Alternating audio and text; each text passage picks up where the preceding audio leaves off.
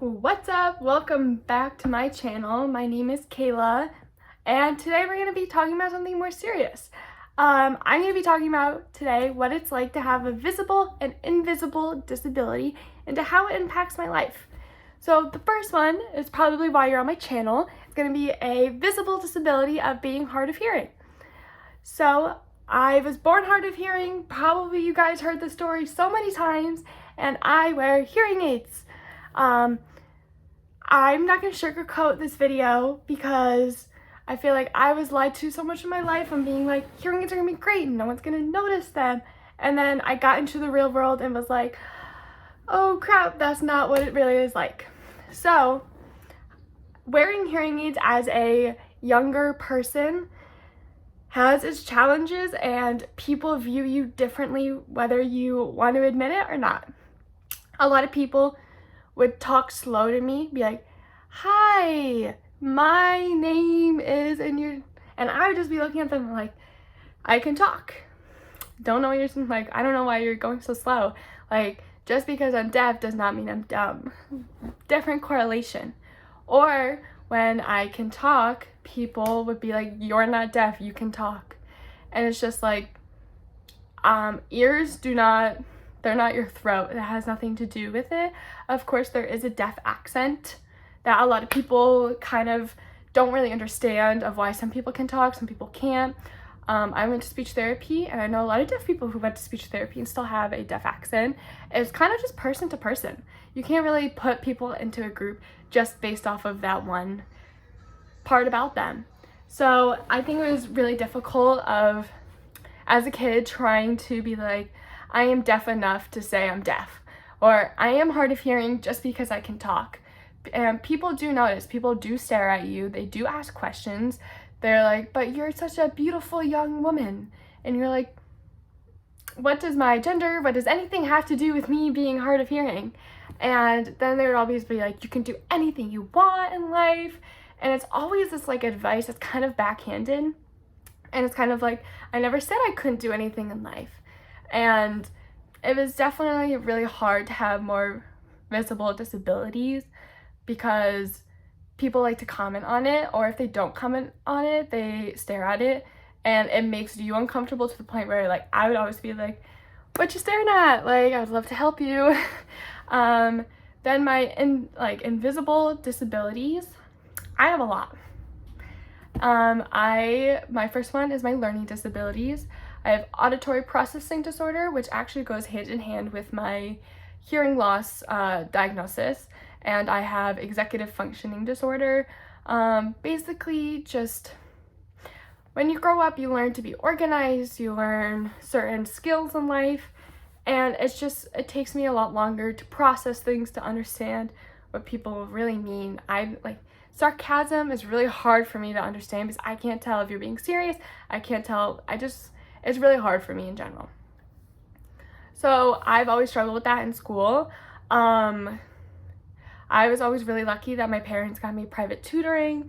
So I always did I didn't do great in school, but I didn't suck in school, which if you suck in school, school's not for everyone. My own boyfriend, he didn't go to college because school wasn't for him, and that's great. He's doing great now. And so I always had like a 3.5. Nothing like a 4.0, 4 something, but not like a 1.5. So I always managed in school, but it was such a struggle. I would cry, I would beg. I remember I begged my mom to homeschool me because it was so hard. And with learning disabilities, if you guys have it, you understand that your brain is tired after the end of the day. Thinking is really tiring when you have multiple disabilities and trying to keep up with all these people who don't have learning disabilities. Like, I was in an honors class, and the first day, since I went to a small school, all my teachers did know that I had a learning disability. The first day, my teacher emailed my parent and my tutor and said, this is not a class for Caela, it's honors. And I stuck it out. I was, Mrs. DiCrescenzo, you suck. Don't ever say that people with disabilities can't do it. It was really hard, but F you, I did it. So now moving on to my other invisible disabilities. I always want to say indivisible, but I think that's a math term. Anyway, wasn't good at math either.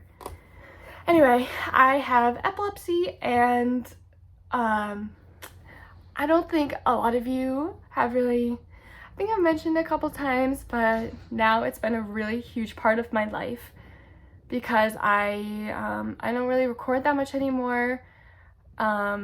Just a lot has happened in the last 2 years since I've been making these videos.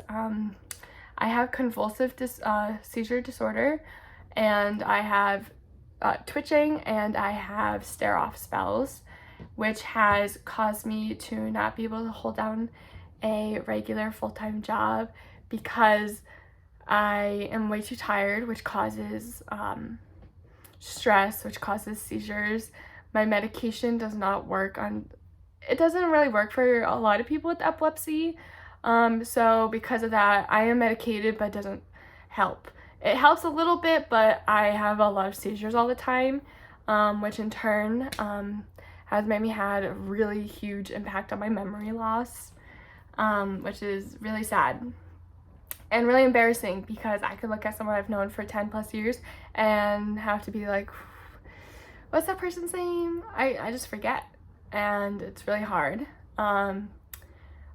Because of this, I've developed extreme anxiety because once I was running with my service dog and I had a seizure out of nowhere. I don't have auras, and I went down into bushes and into a lake, and I woke up with a stranger hovering over me. Luckily, because my dog went to go find help, and she found someone and they helped me, but multiple times I've broken my face, my nose, my chin. I've gone to the hospital more times than I can count. It's been really hard. Showering is a really big point of stress for me because I don't have an aura.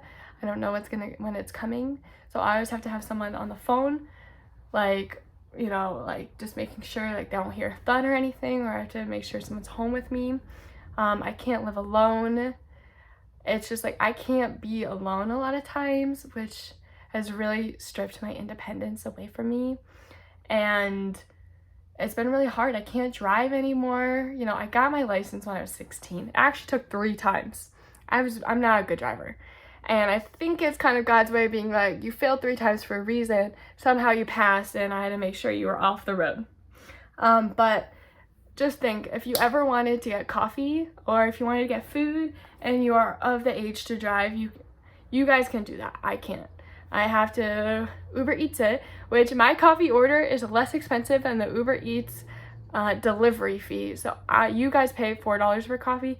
I pay $12 for coffee. I can't drive anywhere, so I have to Uber myself, which is really dangerous. Uber's not the safest, especially for women.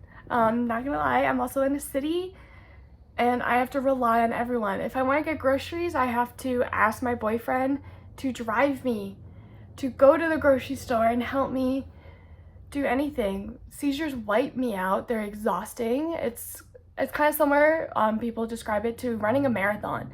And I do that every day. I twitch all the time. I convulse only like 3 or 4 times a week. So I twitch all the time and my brain is so tired.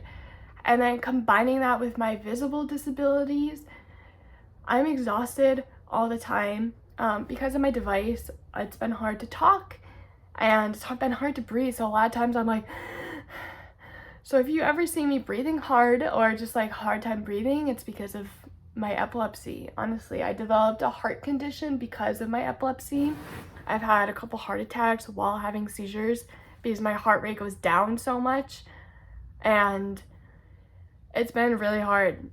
So I never want to glamorize disabilities because I feel like that's what the media is doing, and that's just what people with disabilities kind of say, like, it's defined me, it's been the best thing in my life. Like, they're also forgetting how hard it is. And yeah, so if you have any comments or have epilepsy and know the struggle, comment down below. I am also raising money for a service dog, so I'm trying to get that up and running.